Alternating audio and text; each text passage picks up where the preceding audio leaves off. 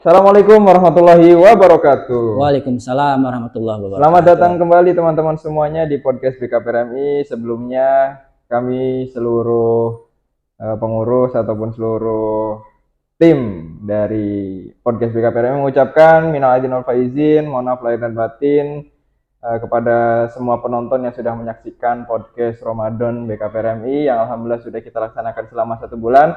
Semoga teman-teman semuanya mendapatkan hikmah dan pelajaran dan bisa diaplikasikan di dalam kehidupan teman-teman. Dan selamat datang kembali sekarang di podcast BKPRMI di bulan Syawal. Alhamdulillah kita sudah datangkan kembali narasumber yang sebelumnya kita juga sudah pernah datangkan pada saat bulan Ramadan, betul ya? Ya, mungkin bagi teman-teman yang penonton baru atau baru menonton ya, mungkin kita langsung kasih kesempatan buat memperkenalkan diri gitu ya, dari mana asalnya, kemudian kesehariannya di mana gitu ya, kemudian juga aktivitasnya seperti apa. Mari kita langsung kasih kesempatan kepada Bapak yang satu ini, silahkan Pak. Baik, terima kasih. Assalamualaikum warahmatullahi wabarakatuh. Waalaikumsalam warahmatullahi wabarakatuh. Alhamdulillah pada sore ini yang cerah ini, saya menyampaikan kita bersyukur pada Allah Subhanahu wa taala bahwa pada sore ini kita masih diberikan kesempatan untuk bisa bertemu di bulan Syawal setelah kita melaksanakan puasa Ramadan 1 bulan penuh.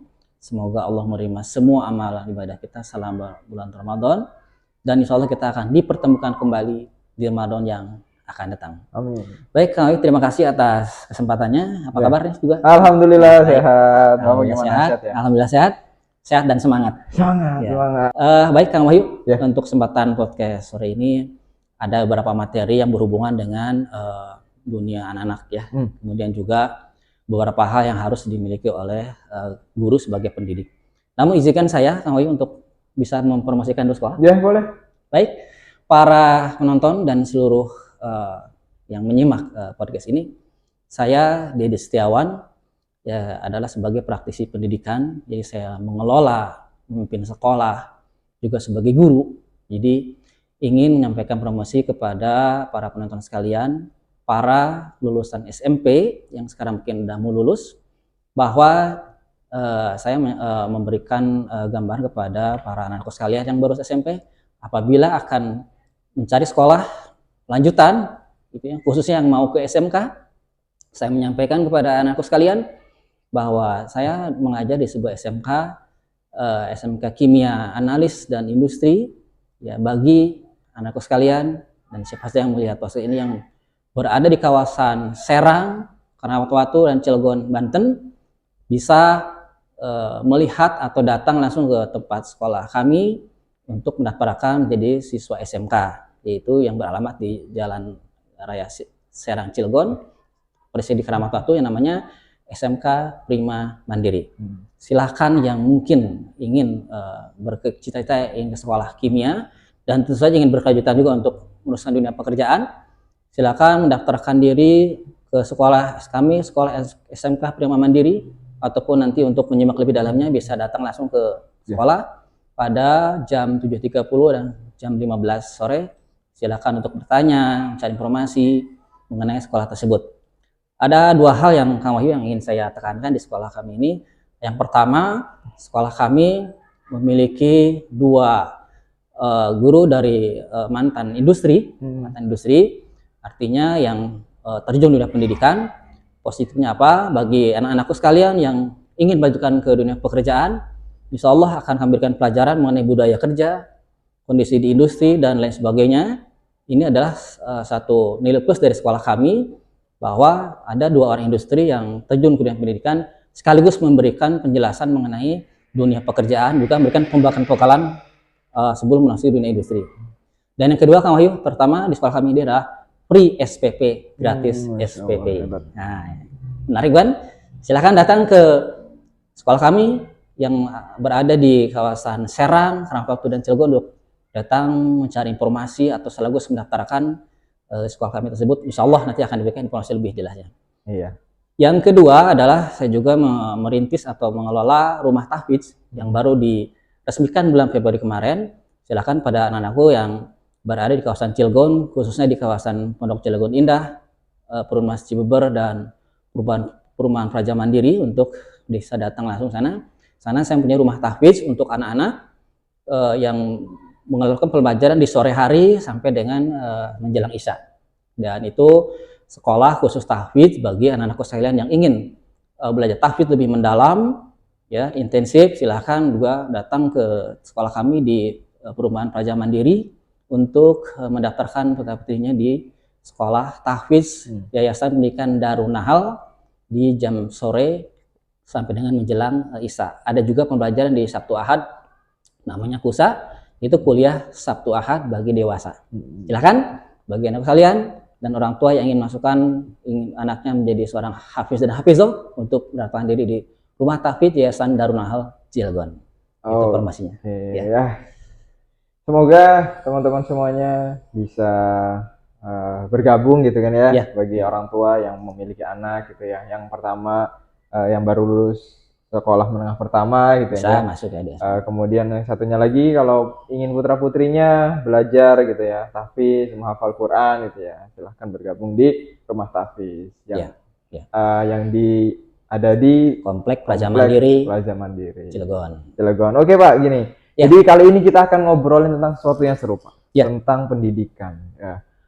Pendidikan itu salah satu hal yang kayaknya ketika dibicarakan tuh memang tidak akan pernah ada habisnya. Betul, gitu ya. Apalagi pendidikan di Indonesia gitu yang sudah selalu disorot banget oleh anak muda, oleh praktisi-praktisi pendidikan, akademi segala macam gitu ya, terkait bagaimana sistem pendidikan di Indonesia, bagaimana tentang metode penerapan pendidikan di Indonesia kayak gitu, pengajarannya seperti apa. Bahkan kemarin aja yang sempat viral itu yang masuk jam berapa? setengah 6 pagi, itu kan banyak sekali yang mengkritisi gitu. Ya tentu begitu pendidikan Indonesia itu sebegitu kompleksnya gitu ya untuk dibahas. Jadi sekarang itu kita akan membahas tentang bagaimana sih metode sistem yang mestinya kita sebagai guru gitu ya kita terapkan kepada anak-anak kita gitu, kepada siswa-siswi kita, tapi sesuai dengan kurikulum yang ada, begitu kan Pak ya. Jadi tidak boleh di luar itu gitu. Kalau memang sudah terkurikulum seperti ini ya memang harus dijalankan seperti itu. Cuman memang dari bagaimana seorang guru mengemas itu menjadi lebih menarik gitu ya. Nah, yang pertama ini Pak, tentu di setiap instansi itu kan memiliki guru sesuai dengan kompetensi masing-masing gitu kan ya. Tidak bisa diratakan semuanya guru itu mampu untuk bisa mendikte anak untuk belajar lebih giat, seneng gitu kan ya. Kemudian banyak sekali guru yang memang mengajar hanya seadanya aja gitu, hanya datang ngajar pulang, begitu aja. Bahkan sampai anak-anak itu merasa kayak ngapain sih sekolah gitu tuh, gini-gini aja jenuh gitu tuh, mending nyari kerja nyari uang gitu kan ya, dapat uang gitu kan. Bahkan dulu sempat ada yang ngomong, anak kecil itu yang pernah dibahas oleh orang-orang, ngapain sih sekolah, mending ngamen dapat uang katanya gitu kan ya. Nah, berarti memang yang harus ditandatanyai, yang harus digarisbawahi itu berarti bagaimana cara guru mengemas kelas supaya lebih menarik gitu kan ya. Nah, saya mau tanya kepada Bapak selaku praktisi pendidikan gitu kan ya, yang sudah bergelut di pendidikan kurang lebih berapa puluh tahun? 37 tahun, Masya Allah. Luar biasa sekali ya. Bahkan umur saya saja nggak nyampe gitu sampai segitu gitu. Bagaimana sih Pak metode yang asik gitu, metode belajar yang asik sebagai kita nih sebagai guru untuk bisa diterapkan kepada siswa-siswi kita gitu, supaya siswa-siswi kita itu ketika belajar itu senang, enak gitu tuh, dan selalu rindu akan sekolah gitu. Bagaimana? Apa sih metodenya gitu tuh? Masalahnya pertanyaan yang sangat sungguh luar biasa menarik. Sampai saya juga bingung jawabnya nih. Karena perlu sekali diketahui oleh guru semuanya gitu kan. Kang Wahyu menjadi guru? Sangat, insya Allah. Sangat banget. Baik, kebetulan. Jadi para penonton sekalian dan Kang Wahyu yang mudah-mudahan Allah merahmati kita semua. Dalam hal ini saya sebagai praktisi pendidikan ingin berbagi ilmu yang mungkin bagi para sarjana pendidikan mungkin sudah tidak asing, sudah paham, tetapi mungkin saya mengulang kembali, menekankan ada hal yang mungkin belum disampaikan, bagaimana menjadi guru yang tadi sampaikan bahwa mengajar itu harus dijadikan sebuah profesi yang menarik. Apalagi ini mendidik anak-anak itu butuh metode. Tadi ya kan bukan asal-asalan sekedar datang mengajar selesai terus pulang. Lebih dari itu ada hal-hal yang harus kita tekankan pada anak-anak ya. Beberapa hal yang harus kita berikan ya dalam pendidikan tersebut, karena pendidikan sangat luar biasa. Bahkan ini kan merupakan profesi yang sampai akhir hayat kita ini pahalanya terus mengalir. Iya, Nah, ini yang harus para penonton sekalian perhatikan, bahwa pendidikan ini sangat penting, dan tentu saja semua siapapun sebelum menjadi sukses pasti mereka harus menempuh pendidikan baik dari TK, SD dan seterusnya. Maka jangan pernah mengabaikan pendidikan. Baik para penonton sekalian, saya akan coba menjelaskan, mungkin saya berbagi pengetahuan saja ya. Saya tidak bermaksud menggurui ya, tapi mungkin bisa mengingat kembali atau bisa bahkan menambah pengetahuan yang ada. Kang Wahyu gini, jadi sebelum kita masuk kepada apa yang kompetensi yang dimiliki oleh guru, kita mengenal dulu kondisi anak didik kita. Yang mungkin saya lihat boleh saya arahkan dulu ke dunia pendidikan TK atau SD ya, karena mungkin hal ini bahkan mungkin banyak diminati oleh guru-guru baru sebelum masuk ke jenjang level yang berikutnya. Jadi kita mengenal dulu kondisi siswa kita di sekolah ya. Saya fokuskan dulu pada guru TK atau PAUD atau mungkin SD yang mungkin masih membutuhkan banyak ide kreatif dari guru ya. Kami kan levelnya kalau di SMP SMA sudah agak sedikit berbeda. Maksud saya ada di dalam gaya mengajar atau memahami karakteristik anak-anak didik itu ada ada 3 ya. Itu anak didik yang memiliki gaya belajar auditory, itu yang banyak menggunakan kemampuan pendengaran. Ya, pendengaran ini mungkin para guru sekalian sering di sekolah ya, ketika atau di SD menemukan anak-anak yang kemampuan gaya belajarnya memiliki kemampuan di hal auditory atau pendengaran, sehingga banyak menyimak ketika kita menjelaskan atau mendengarkan audio di ceramah di kaset, itu lebih cepat menangkapnya ketimbang hal dengan yang lain. Maka sebagai guru kita harus banyak menekankan kata-kata tertentu ketika mengajar, jangan sampai suara kita pelan, rendah, bahkan retorikanya nggak jelas, karena bagi siswa yang auditori ini sangat membutuhkan informasi melalui pendengaran yang jelas. Nah, jadi sebagai guru harus punya suara yang keras, apalagi TK kan tahu sendiri seperti apalah mereka. Jadi punya suara yang keras, tegas, jelas, dan mudah dipahami kosakata oleh anak-anak. Jangan sampai ada kata-kata yang membingungkan. Karena yang auditori itu pasti akan bertanya-tanya. Itu yang pertama. Yang kedua adalah gaya belajar untuk anak yang melakukan visualisasi, visual, melihat. Mereka senang dengan ada papan tulis, ada diagram, ada gambar. Kita jelaskan, mereka akan lebih mampu menyimak penjelasan dengan kita menulis di papan tulis ya, untuk penjelasan misalnya dengan gambar atau warna, yang membuat visualnya dia itu terbentuk tergugah sehingga bisa menangkap apa sih maksud pelajaran yang kita sampaikan. Ya, jadi lebih kepada diberikan visi-visi gambar-gambar dalam papan tulis ya, bentuk apa saja. Jadi mereka itu nanti akan mudah menangkap. Bagi anak yang memiliki kemampuan visualisasi itu dengan banyak melihat ada slide itu kan, infokus, itu akan mudah cepat menangkapnya. Dan yang ketiga adalah gaya belajar anak yang kinestetika ya, kinestik itu jadi yang banyak gerakan. Mereka di kelas itu cenderung mungkin lebih tidak nyaman dengan diam di kursi, ingin bergerak.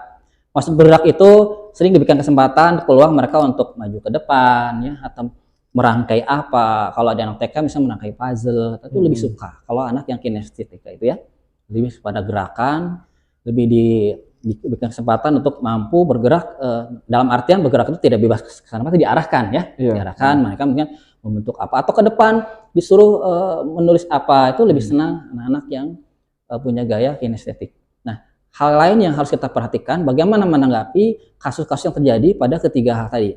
Kalau kita mempunyai kasus tertentu terhadap anak yang auditori tadi adalah ketika kita menegur atau apa, mungkin lebih kepada penjelasan bahasa yang kita sampaikan, kesalahan apa yang diperbuat itu kan, karena dia kalau marah anak itu cenderung diam, akan menangis gitu. Seperti itu keadaannya. Kalau yang visualisasi itu akan terus mengomel gitu ya. Iya, betul. Ngomel apa aja diomongin itu yang anak yang punya gaya belajar kemampuan visualisasinya tinggi. Jadi kalau dia ada keluhan atau apa, kasar itu pasti akan banyak ngomelnya. Sedangkan yang kinestetik itu ini yang harus kita waspadai, karena dia tidak bicara, tidak ngomel, tapi akan melempar atau membuang barang-barang yang ada di hadapannya. Itu membuang kesalahan seperti itu, pelampiasannya. Maka harapan anak kinestetik jangan sampai ada barang-barang yang berharga atau yang rusak, yang fasilitas sekolah yang mungkin akan sangat membahayakan. Jadi untuk menghadapi anak yang kinestetiknya tadi. Ini salah satu menghadapi memahami, maksudnya memahami daripada kondisi anak tadi.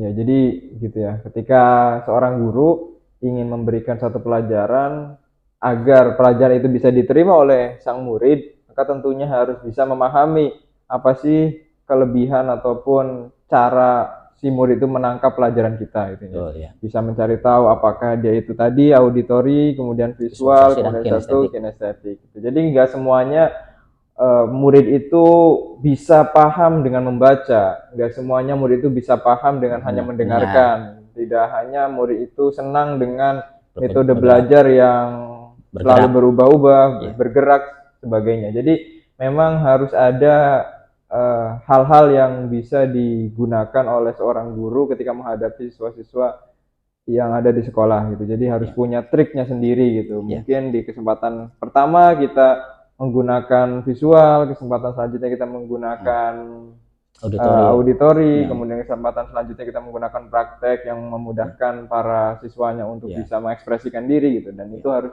bisa dipahami oleh seorang guru. Nah, berarti itu penting sekali Pak ya. Karena ya tadi ketika mungkin gini ya, karena saya juga kategorinya pelajar zaman dulu gitu kan ya, yang masih metode penyampaian pengajarnya itu masih berbentuk ceramah gitu, mungkin dari SD sampai MTS, MTS itu masih metodenya ceramah. Kalau udah SMA ke atas itu juga baru gitu karena kurikulum terbaru itu kan K13 gitu kan, itu sudah mulai murid-murid itu ekspresif gitu tuh, suruh buat kerja kelompok segala macam gitu, maju ke depan.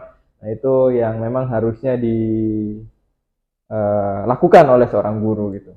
Nah selanjutnya ini Pak, berarti setiap guru pun ketika memiliki trik dan metode tersendiri gitu ya, pasti ada kompetensi yang harus dimiliki juga gitu ya, yang memang sesuai dengan aturan-aturan yang berlaku gitulah. Lalu kompetensi yang seperti apa sih yang harus dimiliki seorang guru gitu Pak untuk bisa menyesuaikan dengan pendidikan yang ada gitu yang mereka jalani.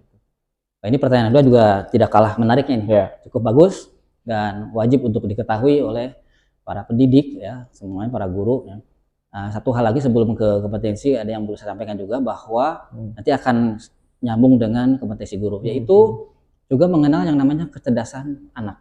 Nah, ini kita juga sebagai guru tidak boleh menjudge anak itu bodoh segala macam ya, atau karena mereka masing-masing punya kelebihan kekurangan. Nah, hal yang saya sampaikan adalah bahwa kecerdasan anak itu ada 3, yaitu kecerdasan kognitif. Itu lebih kepada otak ya, penangkapan, pemahaman, daya ingat yang cepat. Itu kok kognitif itu daya penggunaan otaknya jadi lebih cepat menangkap gitu kan. Dan hal-hal ini dia mampu juga, anak yang punya kemampuan kognitif itu mudah memecahkan masalah, analisa dan evaluasi. Itu senang dengan hal seperti itu. Jadi ketika makan masalah dia akan ada solusi-solusi yang keluar. Ini anak yang memiliki kecerdasan kognitif ya. Jadi dia punya daya ingat yang bagus, pemahaman yang cepat. Nah, kita harus paham juga kondisi yang seperti ini. Yang kedua, kecerdasan yang dimiliki itu ada kecerdasan afektif. Ini lebih kepada kecerdasan perasaan, minat dan emosional.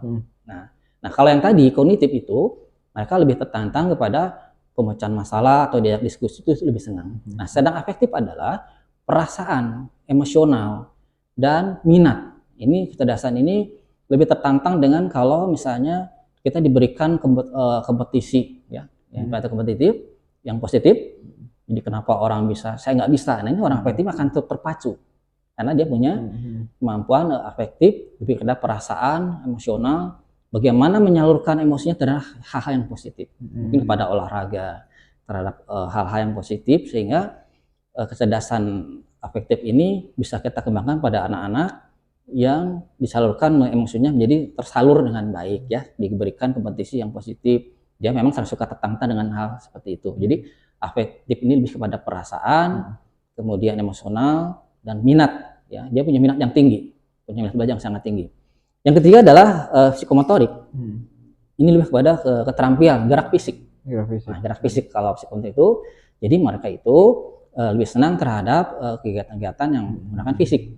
Ya, kecerdasan mereka itu memang lebih kepada mungkin event tertentu seperti olahraga, mungkin kepramukaan, tapi dia lebih senang berorganisasi seperti itu yang ketiga ini.